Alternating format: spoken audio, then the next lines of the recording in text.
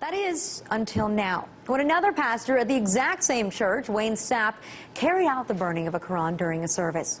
But the really crazy part of all this is that according to reports, the church held a trial, and after deliberating for about 8 minutes, it was decided that the Quran was guilty. Of what? We don't know.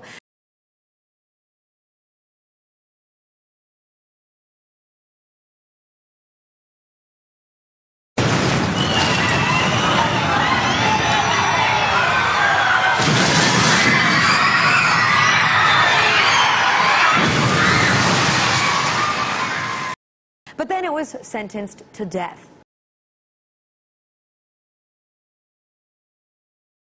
Now, Pastor Sapp then took a copy of the Quran, which had been soaking in kerosene, and then lit it on fire with a barbecue lighter. So why did the church go back on its word? Apparently, Jones had given the Muslim community a chance to defend their book, but says that he didn't receive any response. How shocking if the Muslim community didn't feel the need to explain itself to a psychopath.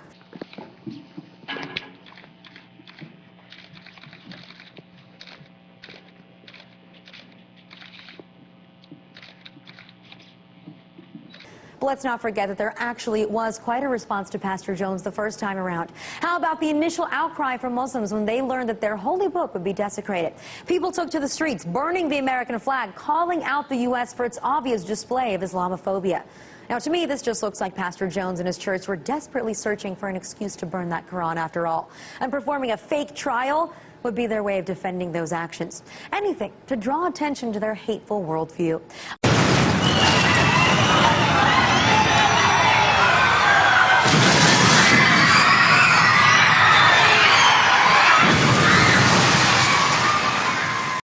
Went back on his promise.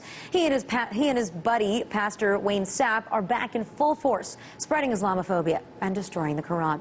Some people, I guess, will never change. The lure of spreading hate is just too strong. And that's why we, as a country, have to fight back on that hateful intolerance of people like Terry Jones and Wayne Sapp. Not violently or by burning anything. Just say something, please. Today is the 2nd of April 2011, and a few moments ago I witnessed an absolute sham of an interview with Piers Morgan on CNN. He had a character there from CARE, Council on American Islamic Relations, and the issue was Pastor Terry Jones, the extremist, who put the Quran on trial and then burnt it after finding it guilty. Now, Piers Morgan tended to suggest that Pastor Jones is just a bigoted extremist, and that he didn't go quite so far as to blame him 100% for the deaths of the UN workers in Kabul, but he came pretty close. Anyway, let's look at what exactly happened in that interview. Piers Morgan raises the issue with some character from CARE. That person from CARE responds by saying that, well, we don't really want to have a day of rage against Pastor Jones because we follow the Prophet Muhammad and his example.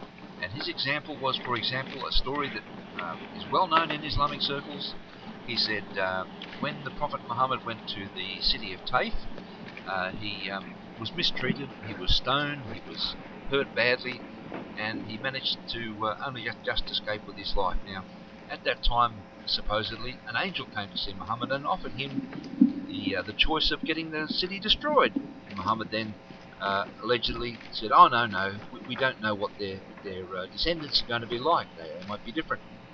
Well, so much so far. That's where it pretty much ended. The man from CARE wanted to leave the impression in the public eye that Muhammad was a peaceful, tolerant, patient bloke who never really worried about people like Terry Jones. Absolute and utter rot. What he didn't tell you was what Muhammad did after he became powerful in Medina and came back to visit the city of Taif again. But this time he came with an army, and he forced those people with siege machines and cutting down their livelihood in front of their very eyes. He forced them to embrace Islam. Now, that would be there would be an objection to that assessment of events because Muhammad's siege didn't work. He failed, and they had to withdraw. So later on, representatives of the city of Taif went to see Muhammad. They tried to negotiate a settlement where they could become Muslims, quote unquote, yet retain most of their traditional pagan religion. Now Muhammad would have none of this, and he pretty much said, my way or the highway, or the siege machine, shall we say. And it ended up with the city of Taif realizing that the writing was on the wall. Muhammad had subdued pretty much all of the Arabian Peninsula except for them, and maybe a few other scattered pockets of resistance here and there, and so they decided they had no other choice but to become Muslim. And that's how it really happened, and that's how Muhammad, the patient one, treated them. He was patient, all right. He was patient until he got an army behind him, and then he went out to show these people a thing or two.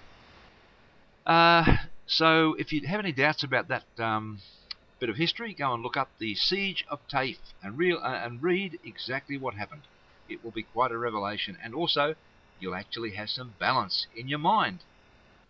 Now let's remember, people died in Afghanistan as a result of protests over what Terry Jones did.